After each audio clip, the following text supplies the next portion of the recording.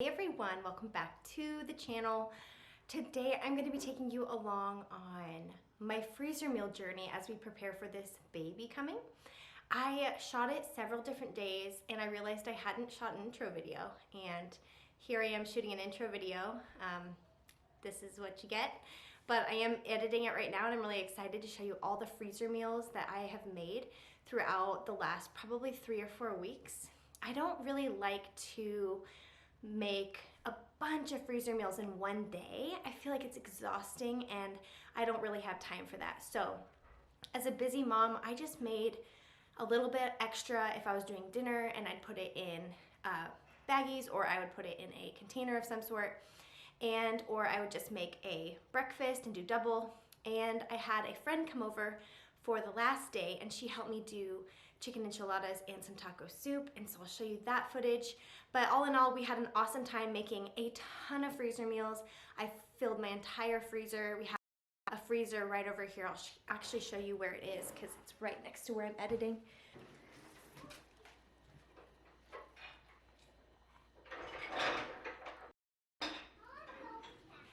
And as you can see, it's completely full to the top, and so I will take you along for the whole journey, what I made and what I think is important to make during this first few months with a new baby. I definitely would say if you're a first-time mom, go for breakfast. Don't just go for dinners, because breakfast is a time where you're starving in the morning after being up all night. Whether you're nursing or bottle feeding, it doesn't matter. You're still hungry and you're tired, and so I made sure to focus heavily on breakfast as well as dinners. And any leftover dinner, I always just use as lunch. So that's my little spiel on why I focused on breakfast this time around. But other than that, I will take you along for the journey. I will show you what I made along the way. So let's get going. For the first day, I did sourdough English muffin breakfast sandwiches. I decided I wanted to do the egg, cheese, bacon mixture in this pan so I could just cut them out evenly and add them to the sandwich versus scrambling them and making them in a pan. This way worked out really well. I just baked them in the oven after I prepared the entire mixture. I did eggs, salt, pepper, I did a little milk, bacon, and cheese. Kept it pretty simple, but still it packs a lot of flavor. We ended up having a couple of these for breakfast that morning, and it was so delicious and they had a lot of flavor. If you guys are curious on how to make the sourdough English muffins, I will go ahead and leave the video up above for you. It's a really easy recipe. It is delicious. It's probably one of our absolute favorites that we make with our sourdough starters, so I'll go ahead and link that for you guys. And I also have a blog post written on it. But I basically just whipped this all up and I finished the sourdough English muffin dough that had been fermenting overnight. I added some baking soda, some honey, some salt, and I basically just punched it down and got it ready to add to the cast iron skillet, which is hot. I like to put coconut oil in that skillet, and I like to also make sure I really incorporate that honey well into the dough. That way it's evenly sweetened.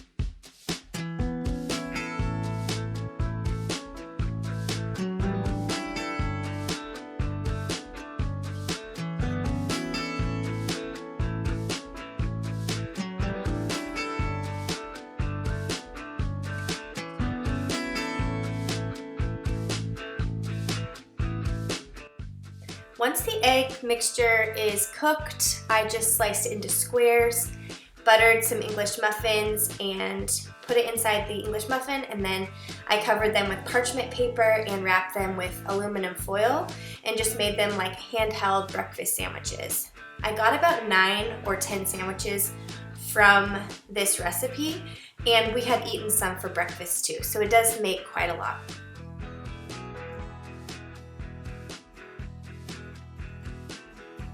For the second round of meals, I had a friend come over. She helped me make chicken and beef enchiladas as well as some taco soup. So I like pairing these two together because they have a similar palate and they're Mexican, and so you can do very similar ingredients for both of them and knock out two different types of meals at the same time. For the taco soup, we just did brown beef with taco seasoning. We did some beans, some jalapeno, some cilantro, lime juice, onion cut up. We did quite a lot of flavor in that and then added it to some baggies. And for my chicken enchiladas, I did a sour cream and red enchilada sauce mixture right here. And then we put corn tortillas in the bottom. We did a chicken and a beef. So I did chicken with taco seasoning and I did beef with taco seasoning. And then we just layered it with the meat of choice, some onions. We had some leftover beans, and then we did cilantro.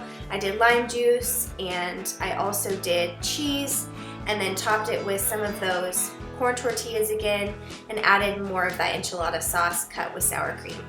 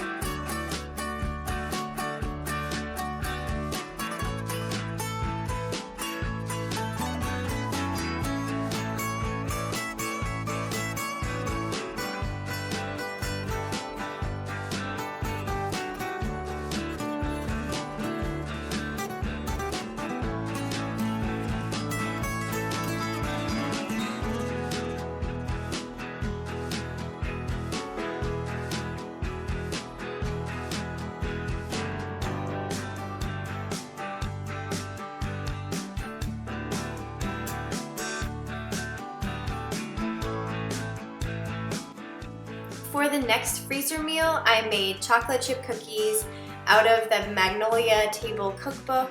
I had just gotten back from Magnolia, and so I was inspired to make these cookies. I thought that they would be a nice snack for evening time, and so I made a few bags of frozen cookie dough. I will link the full Magnolia tour above for you guys if you're interested in what that experience is like. It's really fun, but I just followed the recipe in her cookbook and whipped up some of these chocolate chip cookies for a nice sweet treat that isn't necessarily a meal, but it's just nice to have on hand.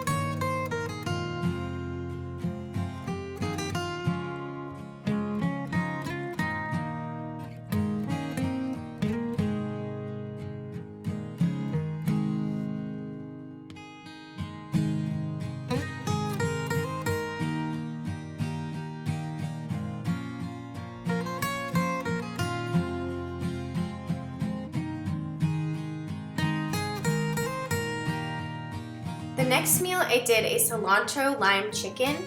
This meal goes really well with rice. I like to sprinkle in some cilantro with that rice as well as lime juice and salt when you're ready to prepare it later on. I'm not freezing the rice, but I'm just doing it on the side as we need it.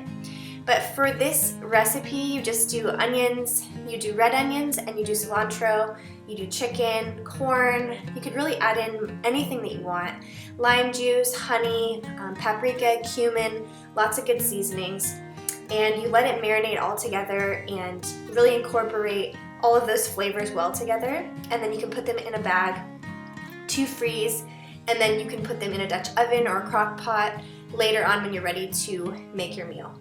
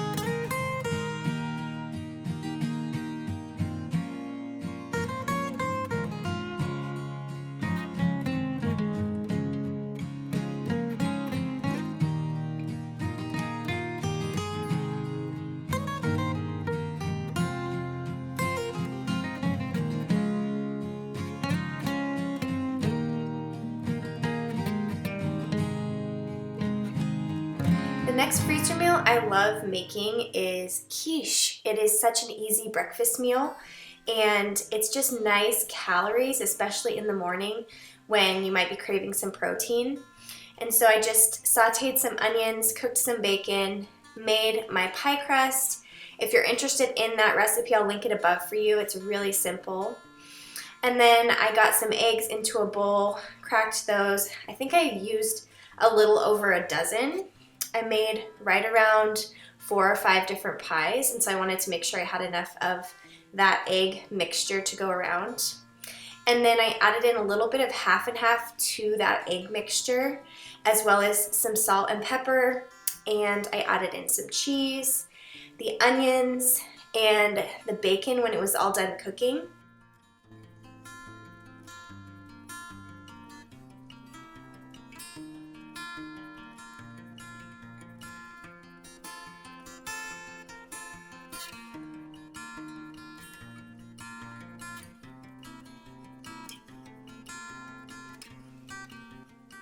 I also got my camera just a little bit too close to this egg mixture, so wait and see in a few moments what happens to my beloved camera as I'm making this quiche.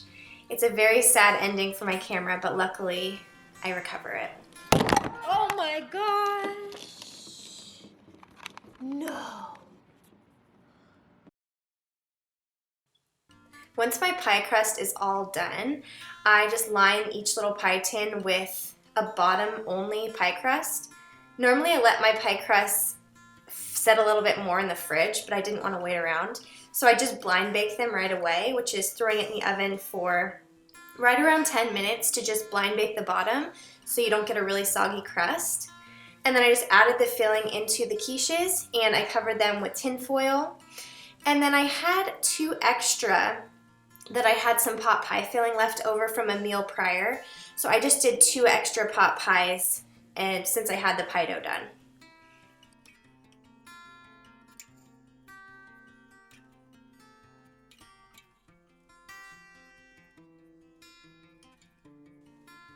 Last but certainly not least, I did sourdough biscuits to freeze and make as needed. I love this recipe. I'll link the video above for you guys. You can check it out. But it's a really easy recipe and they make delicious biscuits. And so I just did a batch of those. You can do this with biscuits and gravy. You can do it with butter and jam. There's so many different ways you can have biscuits. And so I wanted to have a few on hand to just throw in the oven when we need them. And that was really it of what I made for all of my freezer meals. We have had about 5 or 6 different freezer meals gifted to us already, and so our freezer is completely full with a variety of styles, and it was just a nice kind of step up to do a few of my own as well as add to what we've already been given. And so I hope you guys like this video, and that is really the conclusion of what I made.